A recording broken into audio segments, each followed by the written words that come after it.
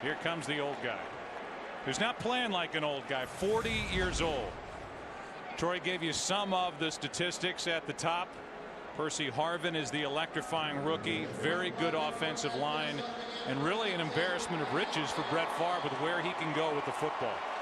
And you look at some of the players that he has to throw the football to. Take Sidney Rice, for example. I mean, a guy who until this year hadn't shown a lot, some of that because of injury, but I think Brett Favre has brought out a lot of potential from some of these young players. Starting with a throw, and it's a safe throw out of the backfield. That's Adrian Peterson. Zachary Bowman able to hang on, a 14-yard catch and run, and Adrian Peterson keeps adding to his single season high. That's his 26th reception. We look at the defense, and a defense that all of a sudden is in the category of pretty average for the Chicago Bears. Yeah, and I think that over the last couple of games, for the most part, they've been better. I mean, there are a couple of games they had that were very poor against Cincinnati, against Arizona. They know, however, if they're going to have a chance to win this game, it really falls on the shoulders of this defense. Another throw from Favre, who slings it for Sidney Rice. Two good plays to start for the Vikings. That's good for 13. Here's Kurt Menefee with an early game break. Well, similar situations, different results. Redskins down, 4th and 1, late seconds, incomplete pass, so they lose 27-24 at Philadelphia. Falcons down. Chris Redman in as the backup quarterback, completes it in the closing seconds, and they lead Tampa 19-17, pending the extra point. Roddy White scoring to put them ahead. Joe, Troy, and Pam. All right, Kurt. Keep an eye out for that final. It's a first down for Minnesota, and it's a handoff to Peterson running right. Got to the edge and takes it to the Chicago side of midfield, where Corey Graham made the stop for the Bears. Talk about the numbers for Chicago. They are 13th overall in total defense. They're 23rd against the run, which is bad news when you're taking on a team that has Adrian Peterson as its top back, who is now over 1,000 yards for the season. He's done that every year he's been in the NFL. Well, in years past with Adrian Peterson, he was the focal point, and defenses would come in and say he's the guy that we've got to slow down. That's still the case, only now Minnesota much more balanced with Brett Favre, and they can beat you through the air, something they couldn't do in years past. Quick setup and throw, and that pass was tipped by Hillenmeyer. Got back, got his hand up, pass intended for Berrien. And just like that, it's 3rd and 7. In fact, Lovie Smith, in visiting with him, and when you look at Minnesota offensively, you say, okay, you know, how are we going to match up against these guys? What do we need to take away? And he was real clear. Adrian Peterson will be the best player on the field come Sunday, and we've got to somehow find a way to slow him down, something that's easier said than done.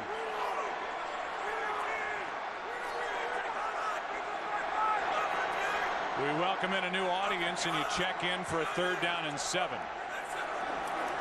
Opening possession of the game. 2 first downs. Now on 3rd down, wide open, it's the rookie Harvin. First down, Minnesota at the Chicago 32. 17 yards as Percy Harvin has his 37th catch in his rookie season. This is what the Bears like to do. You're going to see these linebackers. They're showing that they're going to come on the blitz. They want to try to hold up the guards, but the Vikings sift through that very well. They give Brett Favre great protection in the pocket, and then it's just a matter of finding Percy Harvin in the middle of the field, and that's the area that Percy Harvin has really exposed here in this season as a young rookie wide receiver. Not a big guy, 5'11", 184, but stays on his feet, doesn't go down easily. Got 17. 3 first downs on this possession. Penalty flag on the play as Adrian Peterson lost 2. And we'll see who this one's against. Our referee today is Walt Coleman. Offside, 97. Defense, 5-yard penalty, still first down. That's Mark Anderson, who came across too early, and it's 1st and 5. This is a game the Chicago Bears need to have. They keep talking about, well, we've got a 6-game season. They're probably just trying to make themselves feel better as they check in at 4 and 6. But this is a game that if they have any hope of doing anything, and avoid missing the playoffs for the 3rd straight season. They've got to win this game. Handoff is to Peterson. Ball comes out. That's what the Bears needed, as the fumble is recovered by Chicago and Alex Brown. Hunter Hillenmeyer knocked it out, and Adrian Peterson, who has now 5 fumbles on the season, coughs it up. You see Eric Bieniemy, the running backs coach, talking to him. They stand him up, and this is where he's vulnerable. You said it, Joe. He has put the ball on the ground a lot. That's 14 fumbles over the last 2 seasons for Adrian Peterson. The most across the NFL by a running back. Quick setup and throw, and the pass is complete. That's Earl Bennett. Good for 7. We look at this offense, Troy, for Chicago. The focus is on Jay Cutler. The backs and receivers. How do the Chicago Bears get Jay Cutler into a rhythm early in this game? Well, they do some of the things like what we just saw here on 1st down. Some quick passes and try to get him feeling a little bit more confident than what he has shown here in recent weeks. Last week against Philadelphia, had some open receivers, but he's just putting too much pressure on himself and trying to guide the football, and that's why he's not throwing it real well. And this play goes nowhere but backward. Another one to Earl Bennett, loss of 2. Cedric Griffin was out there to make the tackle. Antoine Winfield is inactive for the 5th consecutive game with an injury to his right foot. Up front, though, this defensive line is as good as it gets. They're pretty solid. And then, of course, the pass rush with Jared Allen and the inside push that they get from Kevin Williams. You mentioned Antoine Winfield missing another game today. This team has been healthy for the most part. He's the only defensive starter to miss a game this year. 3rd down and 5.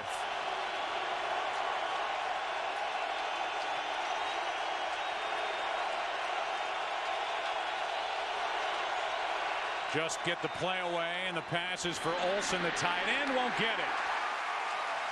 Griffin with help from Chad Greenway. Green Bay in their 2 meetings. In fact, the guy out at right end for the Minnesota Vikings almost single-handedly took him apart. Jared Allen with his 7.5 sacks against Green Bay. He's number 1 in the NFC with 10.5 sacks. And he is part of that very good defensive front for the Vikings as Matt Forte carried it. And Pat Williams made the stop, a gain of 2. Interesting what Chicago tried to do there. They went 3 wide receivers, hoping they could get Pat Williams off the field and that they could run the ball.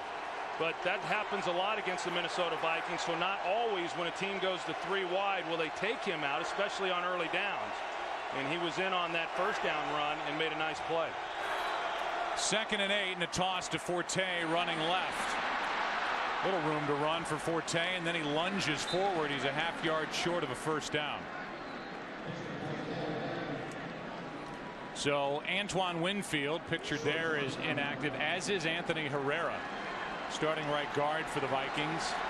On offense, Artis Hicks makes the start there, and Desmond Clark out with a bad neck for the Bears. Oh, Winfield having missed the last several games, and it looked like he was going to play today, but he had a setback in practice. And as well as this team has been playing, they just don't want to risk not having him down the stretch in December and then into January. Here is Forte, and it depends on the spot. Didn't look like he got it. He did not. Brett Favre hands off. Peterson fights his way out across the 5, knocked down at the 8. Nick Roach on the stop. And for Brett Favre, who is 22-10 in his career against the Chicago Bears, but not good against Lovie Smith. It's 2nd down and 6. And we talk about Brett coming into this game and having played against him and stood opposite of him back when he was winning league MVPs and I was still playing. And then going back and studying him over the last several years, and then today, he's still doing the same things. You couldn't tell me that he has slowed down one bit from where he was 15 years ago. Pretty remarkable. Another carry, and well played by the Chicago defense as Adrian Peterson gets nothing. Tommy Harris was in there, as was the strong safety Afalava. And it's 3rd down coming up. Brett Favre won 3 straight MVP awards. 95, 96, 97. The 96 year was when the Green Bay Packers won the Super Bowl. 97, he shared it with Barry Sanders, and he could very well win his 4th. The same city where the American League MVP resides, Joe Mauer from Major League Baseball.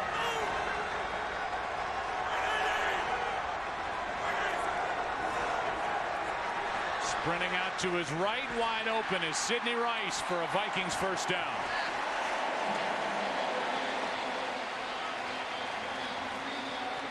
(15-yard) completion on 3rd down. Well, Chicago going with a 4-man rush. They move the pocket with Brett Favre, and this is pretty easy. I mean, he's got Sidney Rice right out in front of him to make the completion after he goes in motion. Because of that, they're not able to get the jam on him like they were on the other receivers. That's one of the reasons why you go to the motion, is to keep a defensive back from being able to come up and jam you. But he gets a free release with Favre moving out to his side, and a nice first down.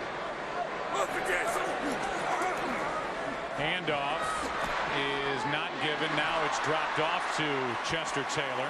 Fake the handoff to Chester, and then Chester good for 10. Go for a game break. Here's Kurt Menefee. Winners of 5 straight, the San Diego Chargers have indeed been superchargers lately, and looks like they're trying to keep that going. Phillip Rivers and Antonio Gates hook up for a 19-yard score, and they're already on top of the Chiefs, 7-0. Go Troy and Pam. Troy, you stepped out. I read in USA Today where you picked the San Diego Chargers to win the AFC West. I picked them to go to the Super Bowl, too. No. Did you? I did, back in August. On first down, Favre trying to set up a screen. He gets it to Chester Taylor. And Briggs makes the stop. Taylor knocked down just shy of midfield, and Favre pops up after getting swallowed up by the Chicago Bear defense, and Alex Brown is the one that's slow getting up. Well, here's Alex Brown. Brian McKinney, the one trying to slow him down, does not do much of a job on that. He gets a good lick there on Brett Favre, and Alex Brown was, as we saw, he was the slow one getting up as he clutches his right shin. Go!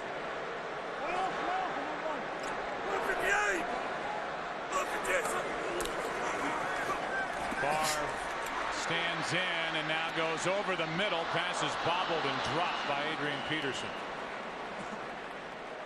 Well, you mentioned Adrian Peterson and how right now he has a single season high in receptions, and we've still got 4 or 5 games left to go this year. And you hate to credit Brett Favre for everything, but I do think that his numbers are up because Brett is one of those quarterbacks who's very likely to come underneath on the checkdowns. We saw it there in Green Bay when he had Amon Green. There were a number of times Amon Green had 60, 70 receptions in a season. Now Adrian Peterson isn't to that point, but he definitely gets the running backs involved in this passing game. Delayed handoff. It's Adrian Peterson, full head of steam, and a first down for the Vikings at the Chicago 36, a 15-yard run.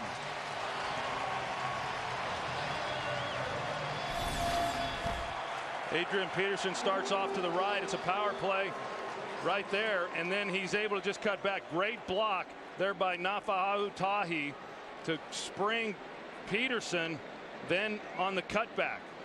And then when he gets out in the open field, I mean, I'd hate to be one of those guys out there trying to stop him. In fact, talking with Lance Briggs and some of these defensive players, it is almost impossible to bring him to the ground one-on-one when he is in the open field. That was movement by the right guard, Artis Hicks. False start, 79. Offense, 5-yard penalty.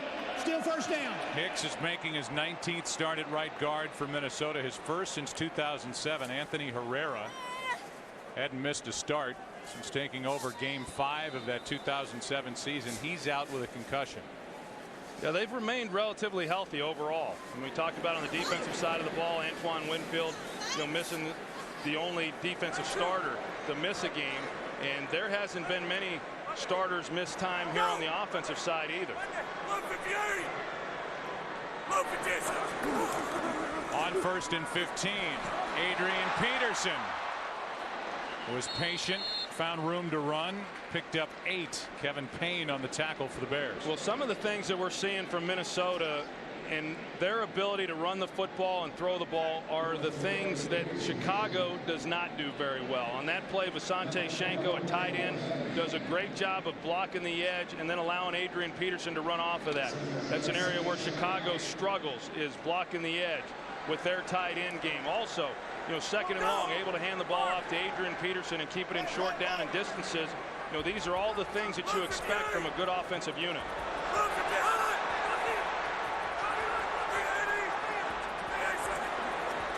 Second down and 7. Favre gets hit as he let it go, and the pass is incomplete for Percy Harvin.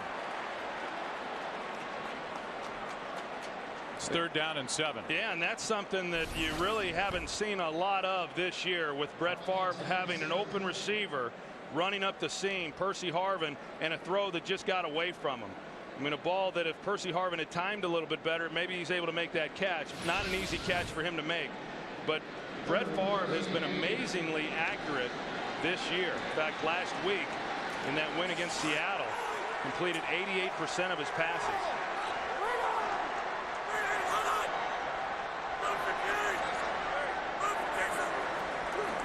Third down and 7. Favre steps up and slings it wide open as Berrien. First down, Chicago inside the 10. Chicago completely busts the coverage over to that side. They're in a cover 2 defense, and they're able to get in behind it, but they don't get the corner sloughing on the route. You see that hole in the zone, and you've either got to carry that then with the corner, or you've got to get more help from the safety over the top in order to defense that play. That was about as easy as it gets.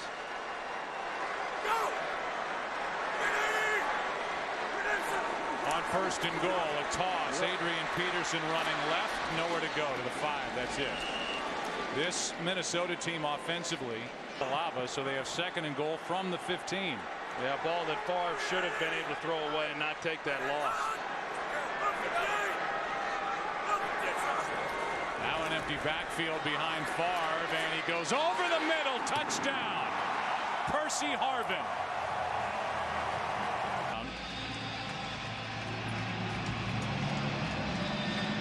It ends on that 15-yard touchdown throw from Brett Favre, and now the Bears have to try and answer. Danielle Manning on the return. Manning still going. Still going. What a return by Danielle Manning. 44-yard return. That's his longest of this. Down by 7. Khalil Bell, the rookie, is in.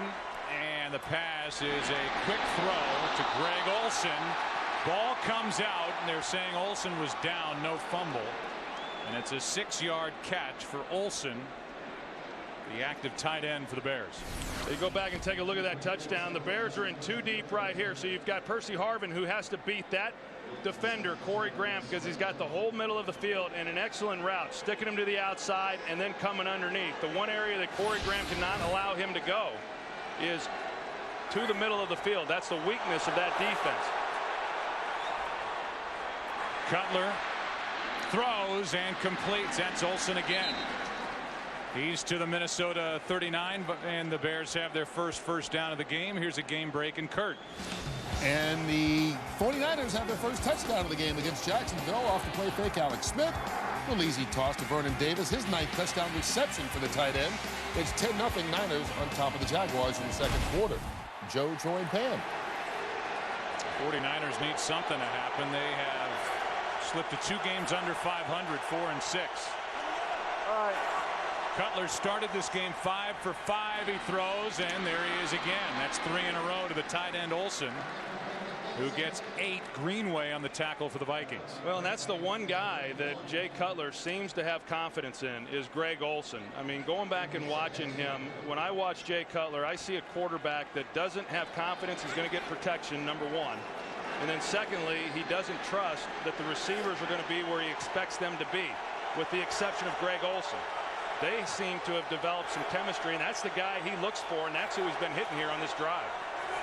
Here's a pass that is complete.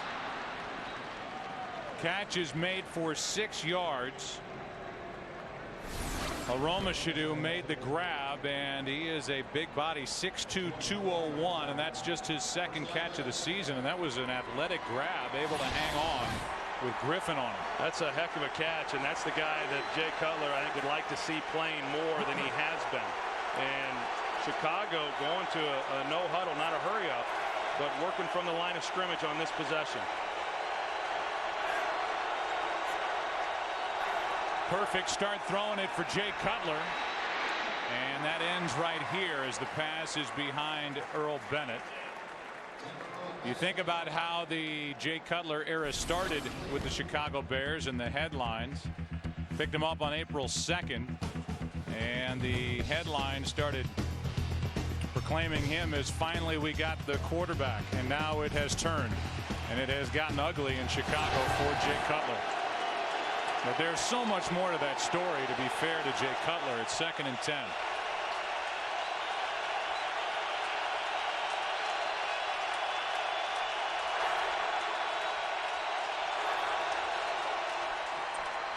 Cutler throws, end zone. It is caught by Knox for the touchdown. A flag is down at the 24-yard line.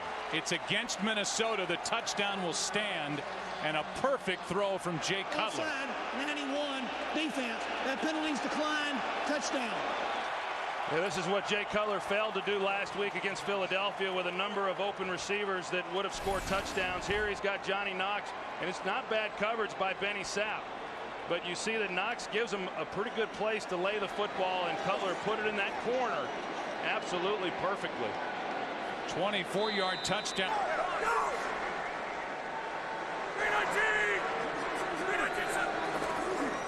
Handoff is to Percy Harvin. Running right. Showing off his speed, and he's out of bounds inside Chicago territory at the 45. A 35-yard run by the rookie Harvin. Well, you get the ball into Percy Harvin's hands any way that you can, and you got Artis Hicks, who's going to also pull out, and he does a good job of leading the way. And watch how Percy Harvin kind of sets him up. He starts to the outside, which helps seal that block. It allows Artis Hicks to make a pretty easy block, and then Harvin cutting off of that block. Good execution there by that offensive line. Longest run by a mile for Harvin this season, 35 yards. And Favre throws. Sidney Rice makes the catch, and he is dragged down, but Rice lunges for a Minnesota first down. We go back to the Chicago touchdown. Yeah, I just want to show you the job that Kevin Williams does right here at defensive tackle, and Jay Cutler has gotten used to this. I mean, so many times when he drops back, he's taken a hit right underneath the chin, and I can't even begin to tell you how many times he's not seen whoever's caught a touchdown or whoever's caught a reception, for that matter, and he has taken a lot of hits throughout this year. You talk about playing quarterback in this league. It's hard under normal circumstances, darn near impossible when you're getting hit the way he has been. Bowman coming on a blitz, and the pass incomplete for Schenko. Game break. Here's Kurt. San Diego and Kansas City, and watch this pass from Phillip Rivers to Malcolm Floyd. Just like that, 53 yards, but he was down at the 1-yard line. That's okay. Next play, LaDainian Tomlinson scored. Chargers up 14-7. Joe Troy and Penn. What note was that? A B flat? I tell you, you talk about great quarterback play. Brett Favre and Peyton Manning and Drew Brees and all them. Phillip Rivers, to me, is playing just about as well as any of them. Second down and 10. Favre sets up and throws and completes. That's Berrien. Talking to Brad Childress, you look at the numbers for Bernard Berrien, and Childress said, I told Brett Favre, I sold you as an equal opportunity thrower, meaning you spread it around. Why aren't you throwing more to Bernard Berrien? And Brett Favre will tell you it's more his fault than Bernard Berrien's. Yeah, and you know, Bernard Berrien last year provided this team a real deep threat. He's still capable of that. Now he's had hamstring injuries to both legs that have really slowed him down. But while he's been down, Favre has just developed this connection with Sidney Rice, and it has been special to watch. Third down and 3. Pass complete, and there's Rice. Why not keep throwing his direction? 11 yards and a Viking first down. And you look at this, Troy, from the other side as we watch the replay. Chicago gets the touchdown, and the Vikings against this Bears defense, they're moving it right down the field, and they're in position to regain the lead. And in visiting with Lance Briggs prior to the game, you know, he said, hey, it's not a lot different now in Chicago than what it was in previous years. That if we're going to win, then we've got to put it on the shoulders of our defense, and that's how this team feels coming in. And you know, they've not done their job. They got the turnover, but Minnesota has put together now their second big drive. Second straight time in the red zone. It's Harvin. Harvin is hit by Roach, and a gain of 4. You think about Percy Harvin, and there's so much conversation about the spread offense in college and how it's changing the way players are evaluated. You look at somebody like Harvin, Gators used all over the field, running and spreading him out wide, in the slot, just any way to get the ball in his hands, and he's been used for the most part the same way here with the Vikings. And this Vikings organization was criticized somewhat when they made that pick, you know, feeling that there were some other needs. But as Brad Childress said, you know, we have a philosophy that we cannot acquire enough playmakers. And boy, has he been one. Yeah, that's worked out. Here's Peterson over the left side. Adrian Peterson to the 10. It'll be third down for the Vikings in this 7-7 game. Yeah, I'll tell you, I think Rick Spielman, the general manager for the Minnesota Vikings, has done a phenomenal job of developing this team. Think about it. You know, they draft Adrian Peterson. Some people thought they should have gone and got a wide receiver at that time, that they had Chester Taylor coming off a 1,200-yard season. They had so many other needs. You know, and he's been nothing but sensational. Of course, going and getting Jared Allen, Steve Hutchinson. Then this year, bringing in Brett Favre, but also Sidney Rice. I mean, I don't know that you can say enough for the way that they have assembled this roster in the last 3 to 4 seasons. It's third down and 3. Favre keeps it, drops it off for Taylor. Chester Taylor into the end zone. Touchdown. And they had to go into overtime in that game. They have just been a shell of themselves from where they began this year. Cutler with play action, throws, and wide open is Devin Hester. Makes the catch, and he's forced out at the 42. Hester is not a #1 receiver. I think the Chicago Bears have to go into the offseason looking for somebody to take some of the load off Hester. It's not to say Hester's not a good NFL receiver, and he's trying to change his career path. But they need more help for Cutler, who's not throwing to Brandon Marshall and Eddie Royal in this offense as he did last year with the Broncos. On first down, Cutler throws. There is Olsen, and the tight end is out to the 46. Olsen is a weapon, and as you said earlier, the one guy that Cutler really seems to trust and at times try and force it to. Yeah, well, it's the guy that he has confidence in, and I think to go back to what you were talking about with Devin Hester, I agree. I mean, he's made a nice transition over to the wide receiver position for a guy who was really a defensive back and a special teamer. But that's a hard transition, and I think it's unrealistic for any football guy to think that he can come in then and be a featured wide receiver in this league. Here's Forte. Great rookie season last year for Forte. At 1,200 yards rushing. It's been a different story this season as he gains 4 to bring up 3rd and 1, and the Bears need something to happen on this drive. And I think that's been part of their problem, Joe, has been that they just have not gotten enough out of their running game. And you know, when you're 2nd and 10 and you can hand off the ball and pick up 4 or 5 yards, I mean, that is really helpful. And this is a big 3rd down for this point in the ball game. Forte 4 carries, 13 yards. It's 3rd and 1.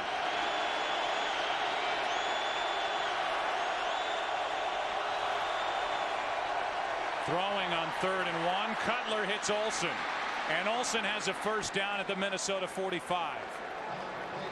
Good throw, good catch, and a conversion on 3rd and 1. Well, they better get Orlando Pace some help, because Jared Allen is just going right through him and then gets the hit on Jay Cutler. Not a real deep drop. He's only going at 5 steps, not asking Orlando Pace to hold the block very long. And yet Cutler still on his back. Never saw Olsen make the catch. Olsen has 6 catches. Jared Allen gets to work on this artificial surface, a faster surface against an aging tackle, Orlando Pace. And there he goes again.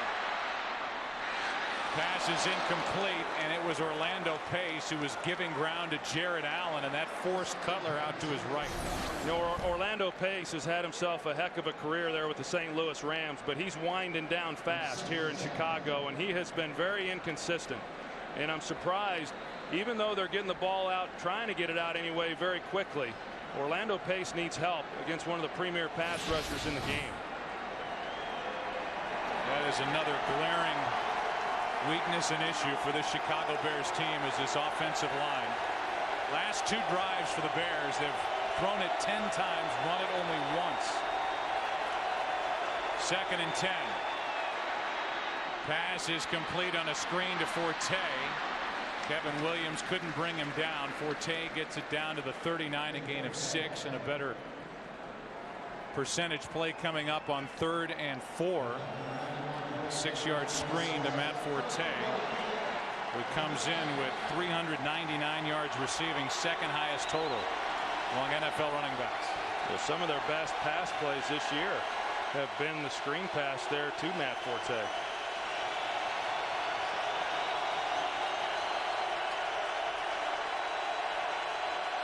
Bears are not in field goal range. Cutler gets rid of it in a hurry, completes to Forte. 1st down, Chicago.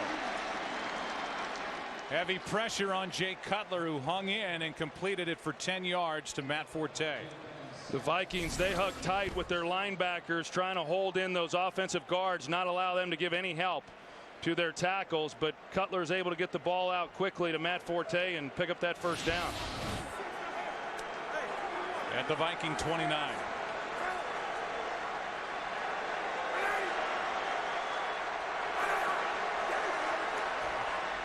Pass complete to Olsen, catch number 7. Greenway on the stop. And it's been a very crisp start throwing the ball for Jay Cutler in this game.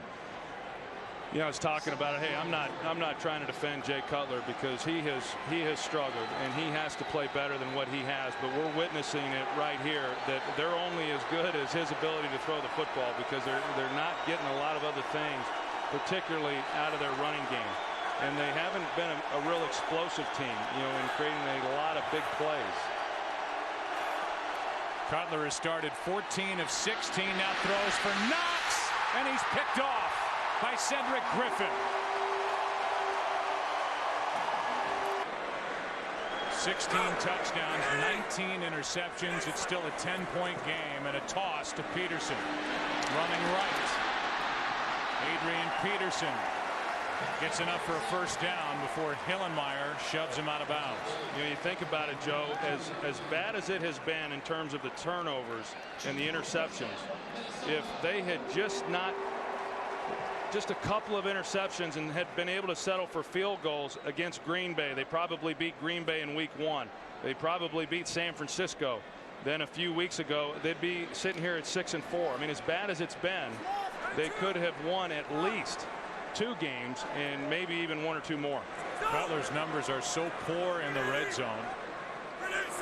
Been a big problem for the Chicago offense as Favre steps up down the middle, and that was almost intercepted by Hillenmeyer after it was drilled off the chest of Schenko.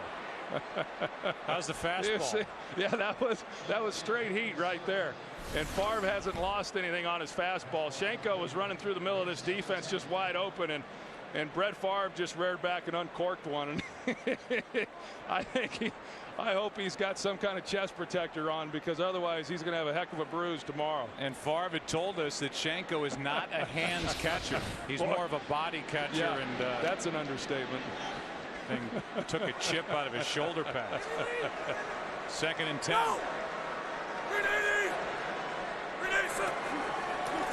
A blitz coming. Bears watch Favre just flip it forward for Adrian Peterson, a gain of 4. One of the best musicians, certainly that this area, if not this country, has produced. Well, knowing Jay, he's got his cell number. Here is a pass complete. That's Earl Bennett. And Bennett is brought down just inches shy of a 1st down at the 34+. I agree with you. It probably does. 2 timeouts left for Chicago. They would have 3, but a challenge didn't work out for Lovie Smith. Cutler in trouble, and down he goes. Penalty flag on the far side of the field as Jimmy Kennedy up at the Chicago 40. That negates the first Vikings sack of the day. They lead the NFL in sacks. Getting rid of it quickly. That's Forte. Does a nice job to eventually get out of bounds. Got a first down and picked up 15 yards, and a good effort from Matt Forte. Good hard running there after the catch. You're going to see, I mean, this guy's he's a physical runner. I mean, he can do a lot of different things, and we see it from him, and we've seen it already with his ability to catch the football. Nice job of getting some extra yards and then getting out of bounds. The Bears are now huddling, and that is something that we've really not seen much of here in this first half. For the most part, they've been working out of a no-huddle operation. It was Mediu Williams who missed on that first tackle effort. And it's first down at the Minnesota 45. Cutler stays on his feet and will get out of bounds. Minute 6 left, and now with 2 timeouts, plenty of time left on the clock to do something about this 10-point deficit. That was an 8-yard run by Cutler, who threw an interception in the end zone to Cedric Griffin. Another one of those high draft picks for Spielman, second rounder out of Texas in '06, who was recently signed to a contract extension during the spring. Well, you think back now to that interception that he threw to Cedric Griffin, and you know what they missed by not having at least 3 more points on the board. 2nd and 2.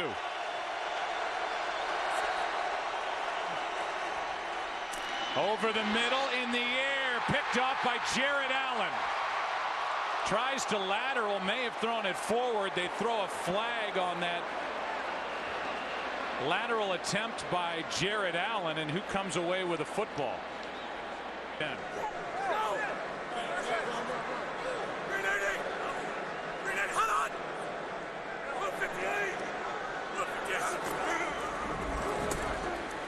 Favre throws it. Pass is caught. Sidney Rice.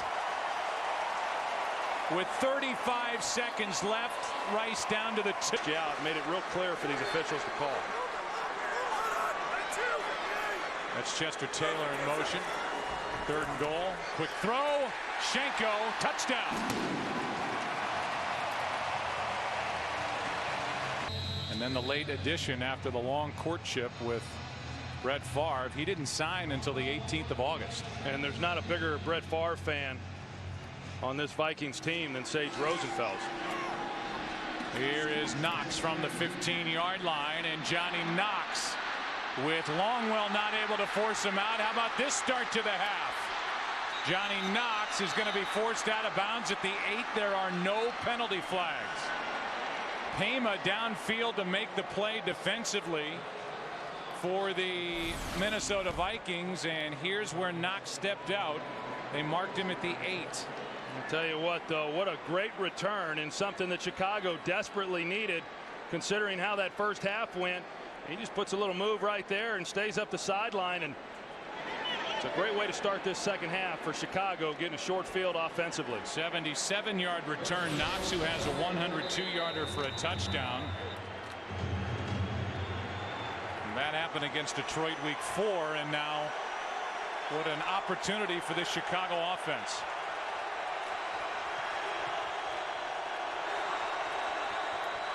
Hand off to Forte. He gets nothing. E.J. Henderson got through and made the stop at 2nd and goal. Yeah, E.J. Henderson is really coming along after that knee injury last year. He comes in and just blows up McKee and is able to make a play then on Matt Forte. A lot of criticisms placed on Matt Forte and him not hitting the hole. I'll tell you, more times than not, there's been nowhere for him to run. 6 carries, 18 yards. That's it for Matt Forte. 2nd and goal.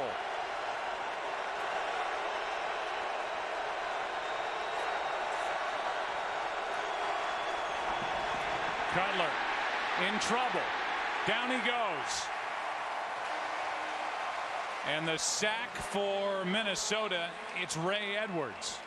And that's the first sack of the day for the defense that leads the NFL in that category. Well, Jared Allen comes right around the edge and is putting the pressure then on Jay Cutler, and he tries to step up in the pocket. The pocket in the middle collapses on top of him, and yeah, there's people running open, but if you don't have time to find them, you're not going to get it out. 3rd down and goal.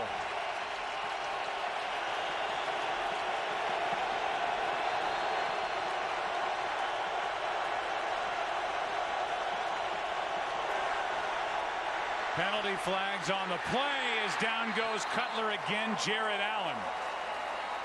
I'm not sure if they're going to call that on Orlando Pace. Jared Allen flinched. Excuse me, Randall McDaniel and John Randall. On 1st down, Favre to throw, steps up to the sideline, and it's broken up. Good play by Tillman in front of Sidney Rice. Here's Pam Oliver. Well, Joe, Lovie Smith was polite but short. When we spoke at halftime, he spoke a familiar refrain, though. Turnovers are killing us. Defensively, at one point, I noticed in the first half, he gathered up to defense and emphasized that we better get it together. He said the same thing to me as well, but added, we have one half of football to play, and our season is riding on it. Well, they got the nice start, thank you, Pam, from Johnny Knox on the 77-yard return. Drive started at the 8. And the Chicago offense lost 12 yards of field position on that quote-unquote drive to get the field goal. Favre throws. That's Schenko. Somehow made that catch. He is good for 3, and we go for a game break. Here's Kurt. Tennessee running back Chris Johnson leads the league in rushing. Here he scores from 85 yards out, his 3rd 85-yard touchdown of the season. No player since 1950 has had 3 in his career. Guess what? After that, Arizona ran the kickoff back 99 yards. Larod Stevens Howling doing it. It's a 13-10 game in the 3rd quarter. Joe, Troy, and Pam. Still don't know why I didn't draft him on my fantasy team. It's 3rd down and 7. A lot of people saying that. Yeah. No, he had a terrific year last year. He is a home run hitter. Favre with the pocket around him, throws, and wide open is Harvin for a Vikings 1st down. So pretty good defense on 1st and 2nd down, but 3rd down defense has let down Chicago. That was good for 12 yards. And the Vikings are now 7 for 10 on 3rd down. And one of the reasons for that is that he's getting pretty good protection. Brian McKinney doing a good job there on the outside against Mark Anderson. Mark Anderson, a guy who really bursted on the scene as a rookie and had a heck of a year that year when he had 12 sacks, and since then just has not been able to get after the quarterback like he did that first year.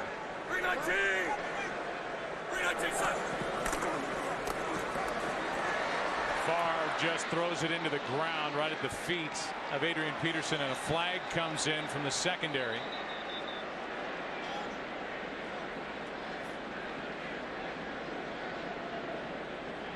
Looked like some type of illegal contact defensively. Pass interference, 81. Offense, 10-yard penalty, 1st down. How about an offensive pass interference call against Visanthe Schenko? We'll go back and take a look and see what he did. Yeah, they split Schenko out wide, and you've got Nick Roach, linebacker, that's on him. And I don't know what that's about. I mean, they were looking for the screen. I don't know, but I'm gonna go back to what Pam said as far as Lovie Smith saying, well, once again, turnovers have done us in. I got to tell you, I mean, when your defense gives up over 300 yards of offense, there's a little more to it than just turning the ball over on your own offensive side of the ball.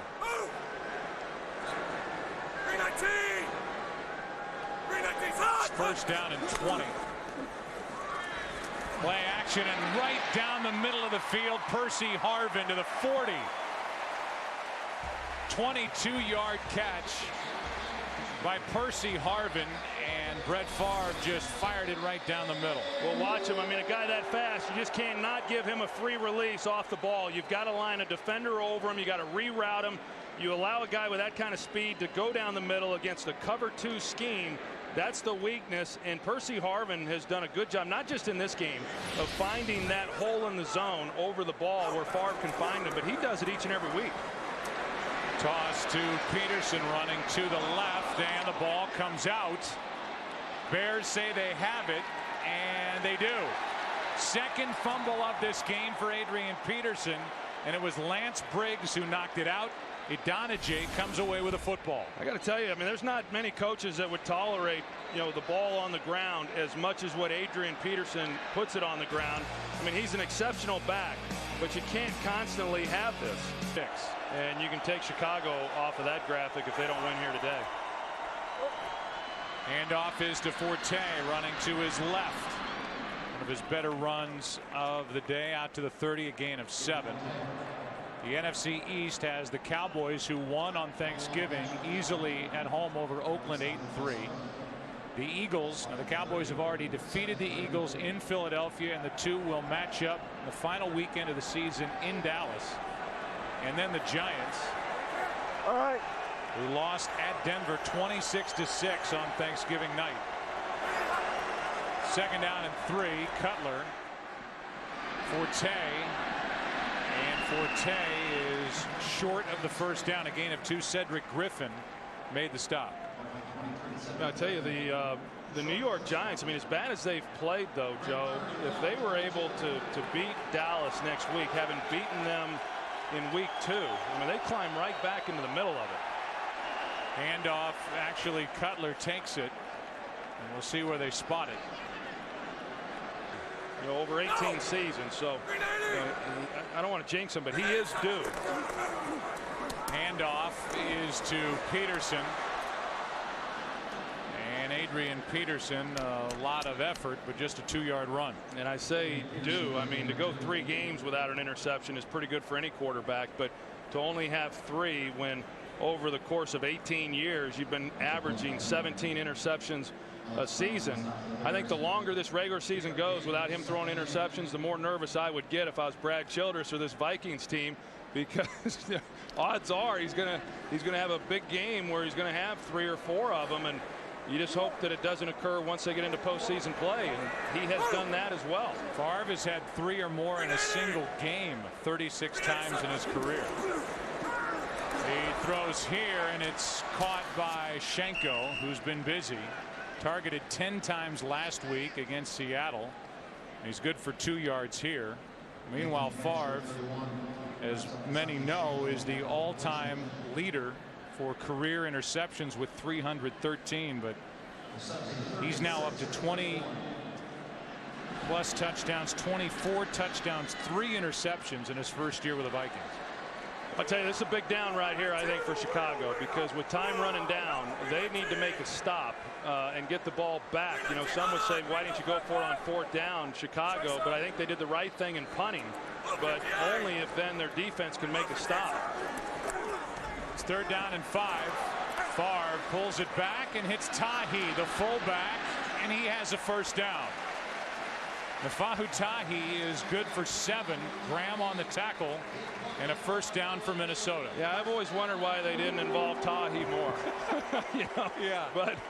But this is, you talk about the only 3 interceptions, and this is one of the big reasons why. In fact, even Brett said that, on 3rd and long, not that this was real long down in distance, he's more willing to come underneath to his backs. And this time, nothing down the field. Rather than force something, throw it underneath, and they pick the first down up. It's a 7th different receiver he's hit. 4 of his receivers have 5 catches. A toss to Peterson running right. A little room out there, and Adrian Peterson is just shy of the 40. Next Sunday, it's the show sports fans have been waiting for, as the nation's best college football teams will be chosen to play in college football's biggest games. Don't miss the All-State BCS Selection Show next Sunday at 8 Eastern, 5 Pacific, only on Fox. It'll be 2nd down and 10. I think to further your point, what Brett Favre said was he knows his defense is so good. He doesn't have to force it on 3rd and long. He's willing to come up a little short, play the field position game, and let his defense go out there and make some plays. On 2nd and 10, that pass is behind Adrian Peterson. 3rd down. We haven't seen Brett Favre get hit a lot, but Adewale Ogunleye, he came in A nice move over there on Phil Lodeholt, the rookie tackle. He got a pretty good hit there on Favre.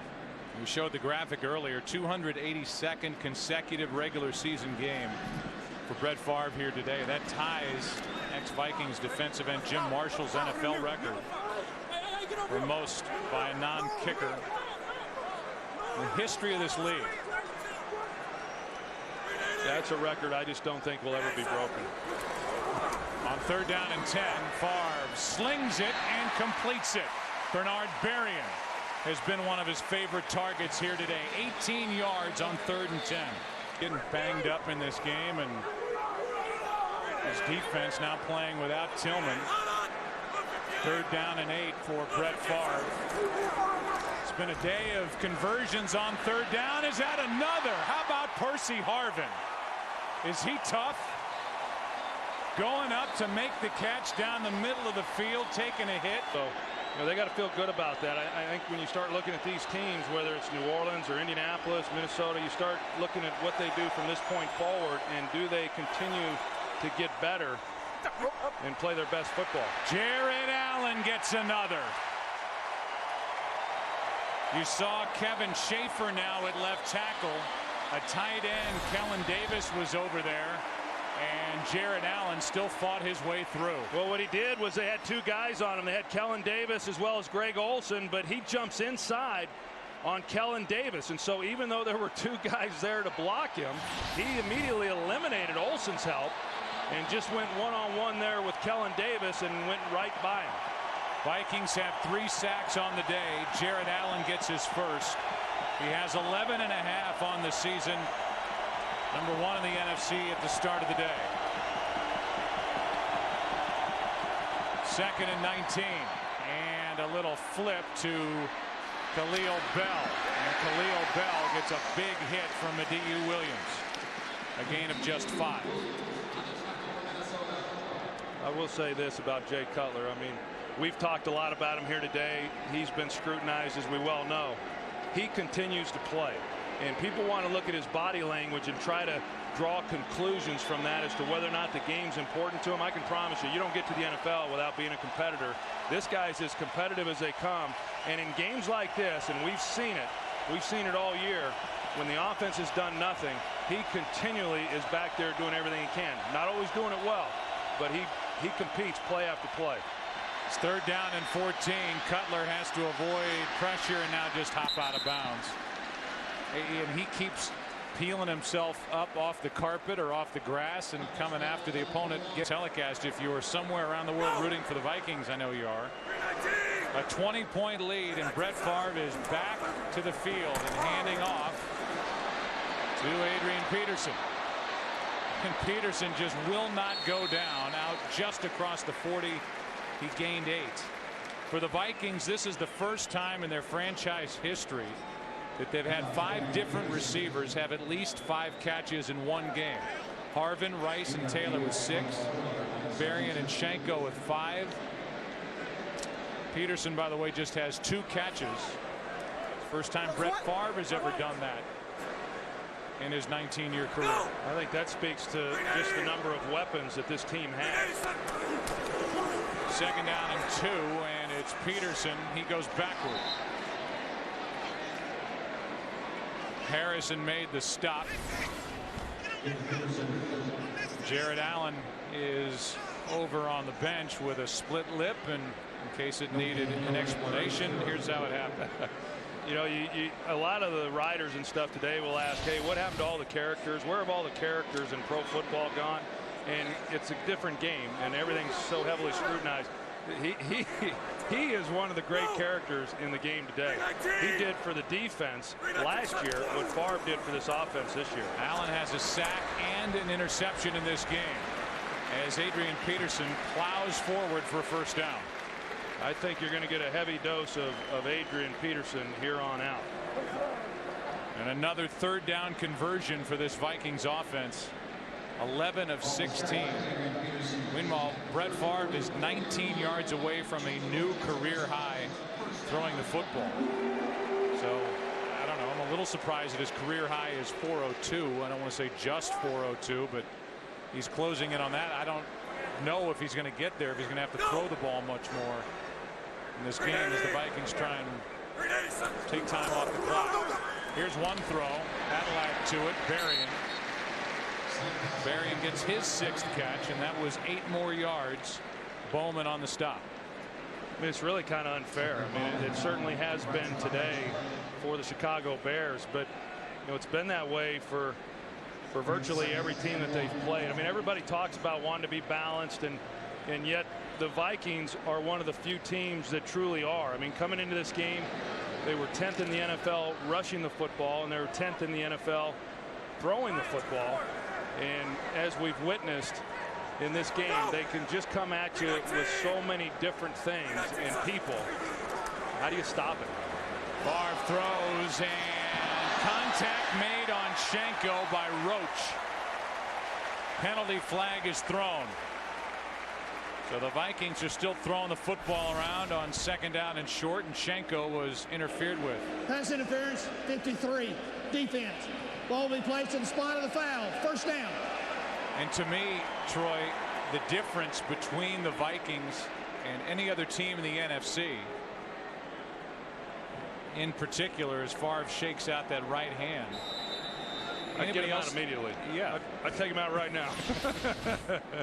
But you think about the Saints, I mean, it's the running game that the Vikings have that sets them apart from the Saints in my mind, and obviously that defense and the defensive front that they sport here in Minneapolis. And that's no slight on the Saints either, because they've gotten so much better on defense. I just think it comes down to where that game's played.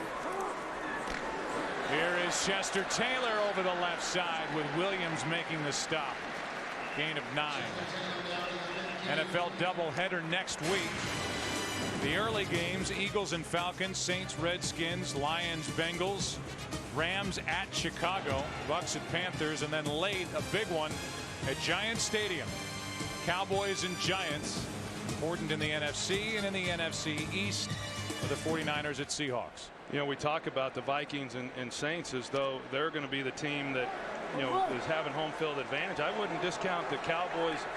Eagles, I don't know, but at 3 losses with the Cowboys, they're only 2 games back right now. You don't see Minnesota losing enough, but it could happen. Here's an end around Percy Harvin down to the 5. And now just emptying part of the playbook as Nick Roach made the stop. Any way the Vikings can get the ball in the hands of Percy Harvin, they'll try and do it. And this one for Harvin gets a 1st and goal as a result. That last one, 10 yards on that end around for Harvin. Yeah, I go back to kind of what I touched on a little bit earlier, Joe. I just think that the personnel department, Rick Spielman and his staff, the job that they've done putting together this roster in a short period of time. Here is Peterson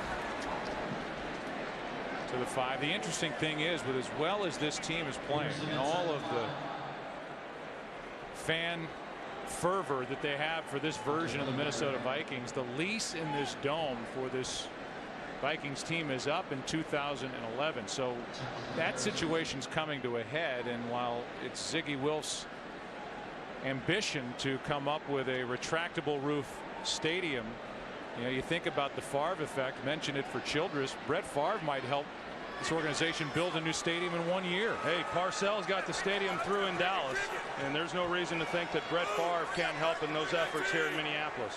It's 2nd and goal. Hand off to Peterson, and he'll walk in. Touchdown.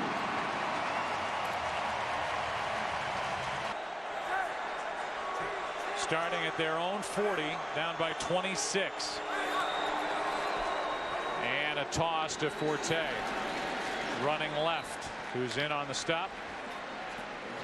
That was Heath Farwell out there to make the play. Let's go for the game break. Here's Kurt. You mentioned it, last play of the game, Vince Young to Kenny Britt.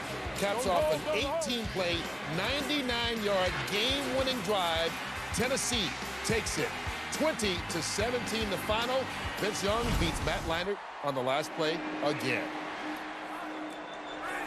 Not exactly John Elway against the Cleveland Browns, but wow, 99-yard drive. Here's Devin Hester, who has not been a factor in this game at all. Hema on the coverage. It's 3rd down and 9, and Vince Young, 387 passing yards in that game and 5 straight wins. Young has completely resurrected his career with the Titans. No doubt. I mean, for him to come in and have the game that he had today, I mean, a lot of people question whether or not he can throw the ball the way that he threw it today, but good for him. I mean, that's a young man playing with a great deal of confidence right now. Titans haven't lost since their head coach Jeff Fisher put on that Peyton Manning jersey. Maybe some other head coaches might want to try out that. As Jared Allen makes the play, he gets another sack.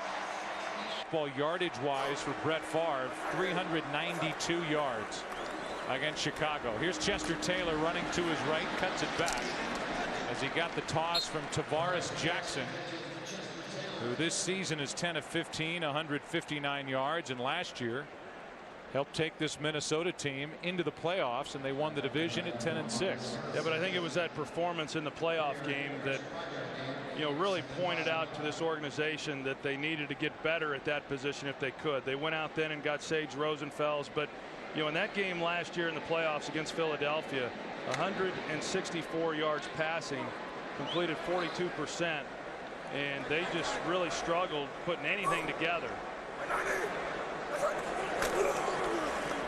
2nd down and 5, and Chester Taylor, free agent to be, is a yard short of a 1st down.